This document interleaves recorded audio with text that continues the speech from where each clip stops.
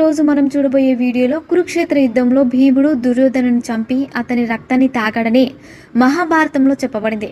నిజంగా భీముడు దుర్యోధనుని రక్తాన్ని తాగాడా లేదా అనే విషయాల గురించి ఇప్పుడు తెలుసుకుందాం. కురుక్షేత్ర యుద్ధం పూర్తయిన తర్వాత పాండవులు శ్రీకృష్ణుడితో కలిసి ధృతరాష్ట్రుడిని గాంధారిని చూడడానికి హస్తినపురానికి వెళ్తారు. అప్పుడే ధృతరాష్ట్రుడు తన 100 మంది పుత్రులను చంపినందుకు భీముడిని తన కౌగిలిలో బిగించి చంపాలని అనుకుంటాడు. కానీ శ్రీకృష్ణుడు దుర్యోధనుడు చేసిన తప్పుల గురించి చెప్పి ధృతరాష్ట్రుడిని శాంతపరుస్తాడు.